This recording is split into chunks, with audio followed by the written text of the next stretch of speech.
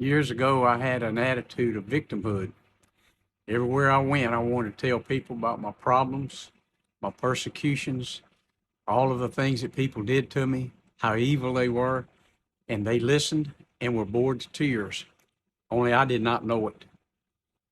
In the course of time, I went to a meeting in Ruston, Louisiana, and I preached on spiritual gifts. And there was one man there. I put a guitar in his hand and said, "Put your hands on this guitar." And he did. And I said, "Play this chord." And I showed him and play that one. Well, he went on from there after I prayed for him to become a really good evangelist, singing and picking the guitar. Much better than me, actually.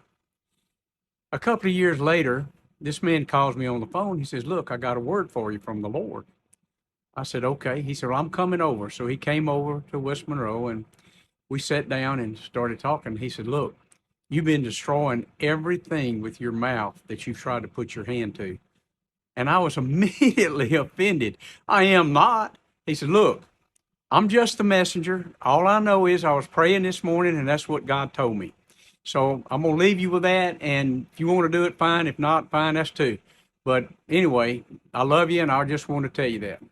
So after he left, I started pondering on that and I realized, wait a minute, I am destroying everything with my mouth. I was destroying my church, destroying my family.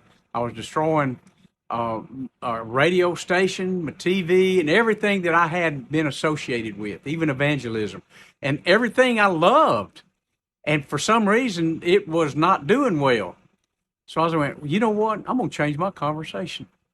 And I began to speak positive things instead of being a victim. They don't want to hear it anyway. In fact, they're going to cut you off and they're going to run from you if you start talking about how bad things. Don't ever ask anybody how they're doing. They might tell you, and usually it's not good.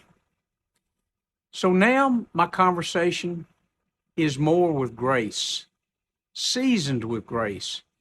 And when I speak to people, I want to say something that's positive into their life. I don't want to say anything about me.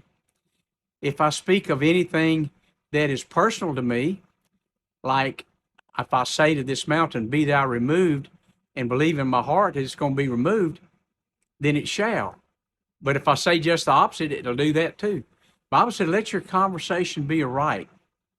Whatever things you say is what will come to pass, good or bad.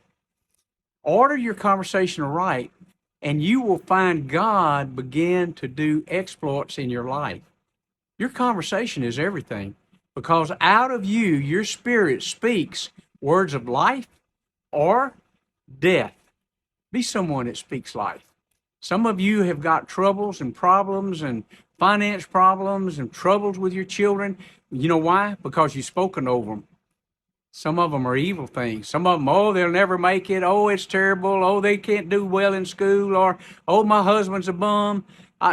You know what? You're speaking into existence what you say with your mouth. Your words are powerful.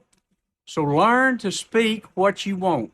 If you want a godly husband, "Oh, my husband is a godly husband." If you can't say that in the present tense, say it, "My husband is becoming a godly husband. My children are godly children. I'm not sick. I'm well." I'm not going to believe that lie from the devil.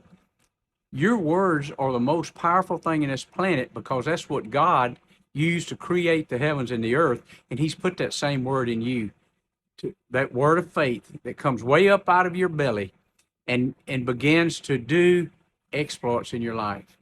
Love you guys. God bless you and go in peace. Bye.